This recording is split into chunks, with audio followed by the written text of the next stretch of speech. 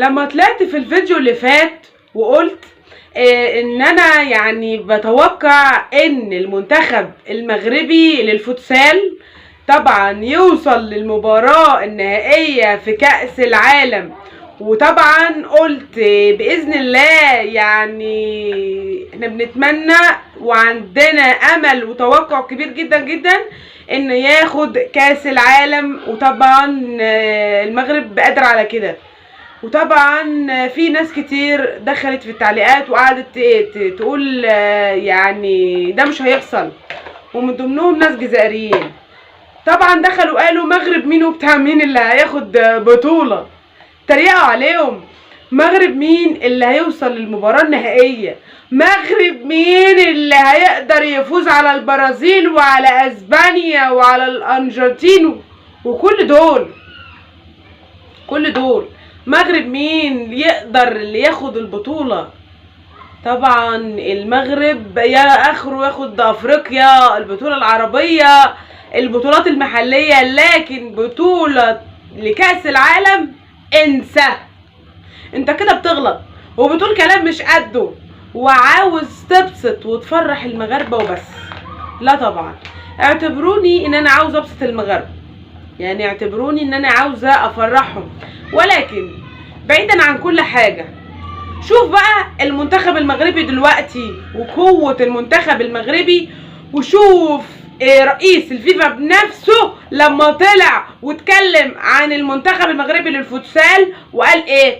قال انا برشح للمنتخب المغربي انه ينافس على بطولة كأس العالم، وهنتفرج على المنتخب المغربي ان هو هيعمل بطولة كبيرة جدا جدا جدا.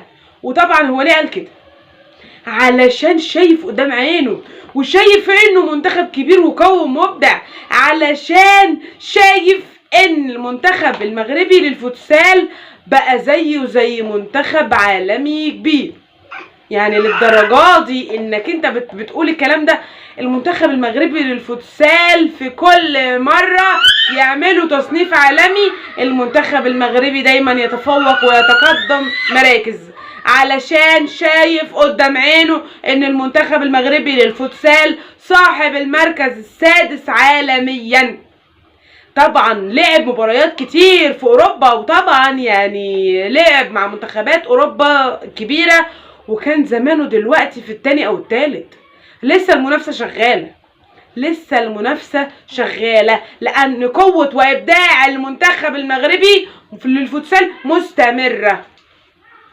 عندما نتحدث عن المنتخب المغربي للفوتسال يجب علينا ان نتحدث على ان المنتخب المغربي ده منتخب كبير وعالمي، مش علشان ان هو منتخب يعني عربي او افريقي. لا لا لا لا لا، لازم نقول عليه انه اكبر من كده. وطبعا المنتخب المغربي بقى فوق الكل، المنتخب المغربي بقى فوق الكل. المنتخب العربي الافريقي طبعا ان الاول عالميا، يعني بصراحة انه موجود في افريقيا، وان المملكة المغربية الشريفة العظيمة طبعا يعني في الوطن العربي بلد يعني ما شاء الله في التطور، العالم كله فخور بيها والعالم كله بيحلف ويتحلف بيها، ما شاء الله عليها في التطور والتقدم والانجازات المستمرة.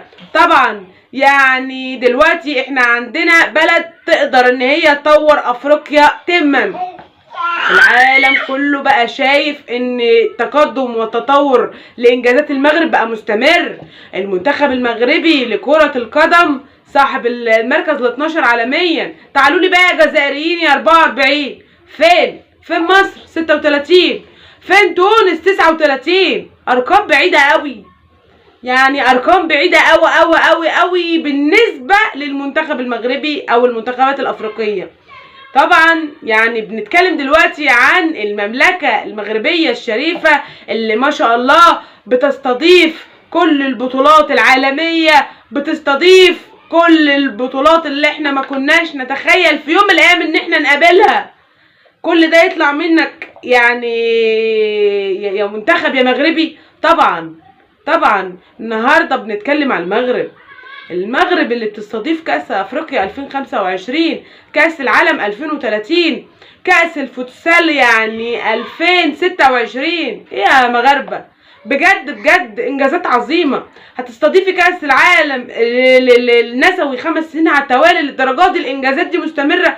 السنه اللي فاتت استضافت كاس العالم للانديه، والنهارده احنا بنتكلم على بلد ما شاء الله عليها في الانجازات والتطورات. يعني لما تسمع ان احنا بنتكلم عن المغاربه باحترام، وبتسمعنا ان احنا بنتكلم على انجازاتها، طبعا نقف ونضرب تعظيم سلام. وما تطلعش تقولي انك بتطبلي للمغاربه، ما تطلعش تقولي انك بتجاملي، ما تطلعش تقولي انك انتي من عملاء لاجع. لا، ده حقهم وهم يستاهلوا اكتر من كده بكتير. واللي يقول غير كده في قلبه غل وحقد وسواد. وان شاء الله المغرب في تقدم مستمر. تابعوا الفيديو للنهايه تعرفوا بقيه التفاصيل. اتمنى الاشتراك في زر الجرس. بالله عليكم ما تنسوش تحطوا لي لايك. فضلا وليس امرا. صلوا على سيدنا النبي.